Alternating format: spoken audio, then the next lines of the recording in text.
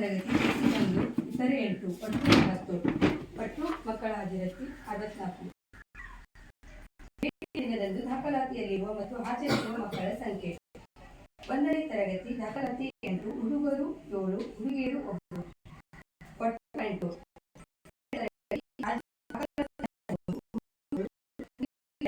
ಒಟ್ಟು 12.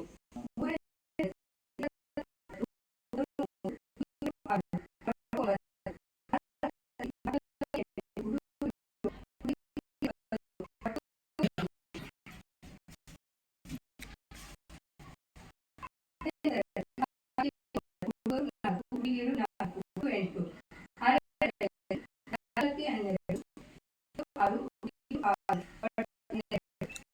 ತರಗತಿ ದಾಖಲಾತಿ 8,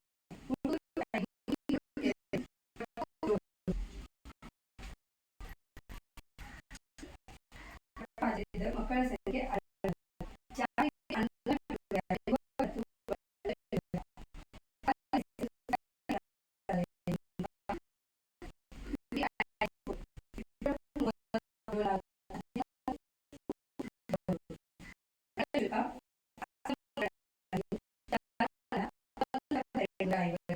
ನೀರು ಮತ್ತು ಸ್ವಚ್ಛತೆ ಅಥವಾ ಶೌಚಾಲಯ 13,945.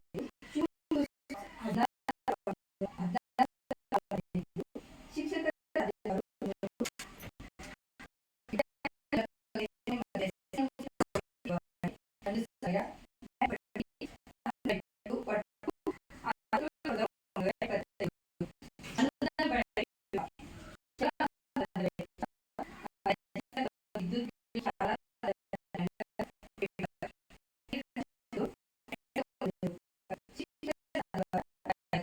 ಅಂತಿಮ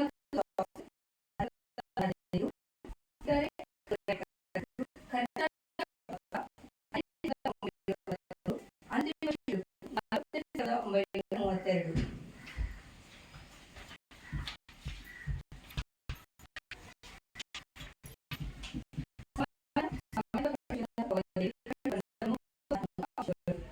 ಸಮಗ್ರ ಶಿಕ್ಷಣ ಕರ್ನಾಟಕ ಯೋಜನೆಯ ಅನುದಾನಕ್ಕೆ ಸಂಬಂಧಿಸಿದ ಜಮಾ ಮತ್ತು ಖರ್ಚುಗಳ ದಾಖಲಾತಿಗಳನ್ನು ಅಚ್ಚುಕಟ್ಟಾಗಿ ನಿರ್ವಹಿಸಲಾಗಿದೆ.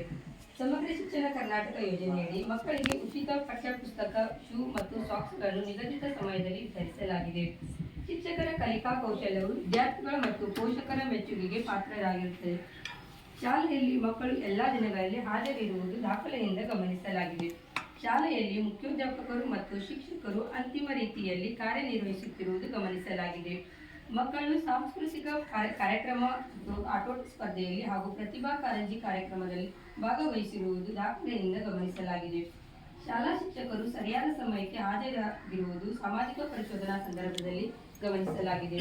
ಒಟ್ಟಾರೆ ಶಾಲೆಯ ವ್ಯಾಪ್ತಿಯಲ್ಲಿ 1ರಿಂದ 7ನೇ ತರಗತಿಯವರೆಗೆ ಬೋಧಿಸಲಾಗುತ್ತದೆ. ಪಾಲಕರಿಗೆ ಶಾಲಾ ಶಿಕ್ಷಕರ ಮೇಲೆ ಉತ್ತಮ ಅಭಿಪ್ರಾಯ ಇರುವುದು ಪಾಲಕರ ಸಂದರ್ಶನ ಸಂದರ್ಭದಲ್ಲಿ ಗಮನಿಸಲಾಗಿದೆ. ಶಾಲೆಯ ಶಿಕ್ಷಣ ವ್ಯವಸ್ಥೆ ಉತ್ತಮವಾಗಿರುವುದು ಸಾಮಾಜಿಕ ಪರಿಶೋಧನಾ ವೇಳೆ ಸದರಿ ಶಾಲೆಯಲ್ಲಿ ಪೂರ್ಣಾವಧಿ ಶಿಕ್ಷಕರು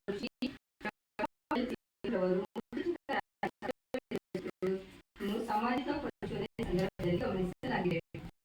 ಸಾಮಾಜಿಕ ಪರಿಶೋಧನೆ ಅವಧಿಯಲ್ಲಿ ಬಂದ ಪ್ರಮುಖ ಅಂಶಗಳು: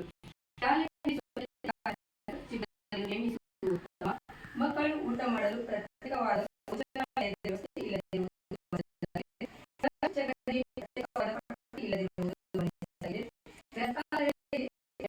ಕೊಠಡಿ ಇಲ್ಲದಿರುವುದು ಶಾಲಾ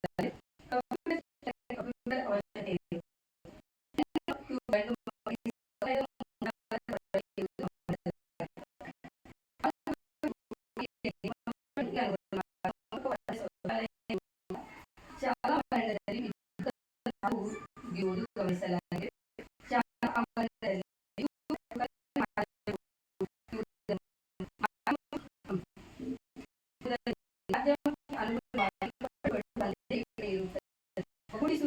ಕೊಠಡಿಗಳು ಇರುವುದರಿಂದ ತರಗತಿಗಳು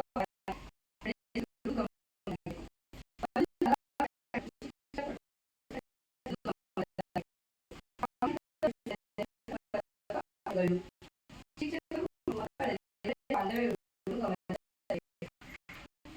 ಶಾಲೆಯಲ್ಲಿ ಮಕ್ಕಳು ಮಧ್ಯಾಹ್ನ ಶಾಲಾವಾರದಲ್ಲಿ ಸೇವಿಸುವ ಪ್ರತ್ಯೇಕವಾದ ಕೊಠಡಿ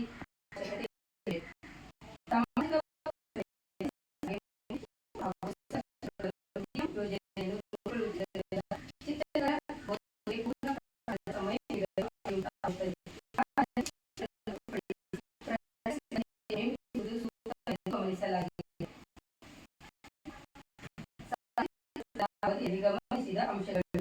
ಶಾಲೆಗೆ ಆಟದ ಮೈದಾನ, ಪಾಲಕರು ಸಾಮಾಜಿಕ ಪರಿಶೋಧನಾ ಮನೆ ಭೇಟಿ ಸಂದರ್ಭದಲ್ಲಿ ತಿಳಿಸಿರುತ್ತಾರೆ.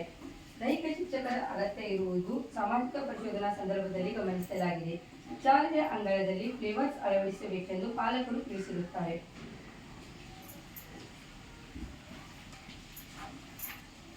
ಕೆಲವು ಮೂಲಸೌಕರ್ಯಗಳು ಇತರೆ ಇಲಾಖೆಗಳಿಂದ ಯೋಜನೆಗಳಿಂದ ಮಂಜೂರಾಗಿದೆ ಮತ್ತು ನಿರ್ವಹಿಸಲಾಗಿದೆ. ಗ್ರಾಮ ಪಂಚಾಯತ್ನಿಂದ 2014-15ರಲ್ಲಿ ರ್ಯಾಂಪ್ ಅನ್ನು ಅಳವಡಿಸಿರುವುದು ಗಮನಿಸಲಾಗಿದೆ. ಗ್ರಾಮ ಪಂಚಾಯತ್ನಿಂದ 2022-23ರಲ್ಲಿ ಫ್ಲೇವರ್ಸ್ ಅಳವಡಿಸಿರುವುದು ಗಮನಿಸಲಾಗಿದೆ. ತಾಲೂಕ್ ಪಂಚಾಯತ್ನಿಂದ ಒಂದು ಕೊಠಡಿ 1999-2000ರಲ್ಲಿ ಕಟ್ಟಿರುವುದನ್ನು ಸಾಮಾಜಿಕ ಪರಿಶೋಧನಾ ಸಂದರ್ಭದಲ್ಲಿ ಗಮನಿಸಲಾಗಿದೆ. ಗ್ರಾಮ ಪಂಚಾಯತ್ನಿಂದ 2020 ಅಡುಗೆ ಕೋಣೆಯನ್ನು ಕಟ್ಟಿರುವುದು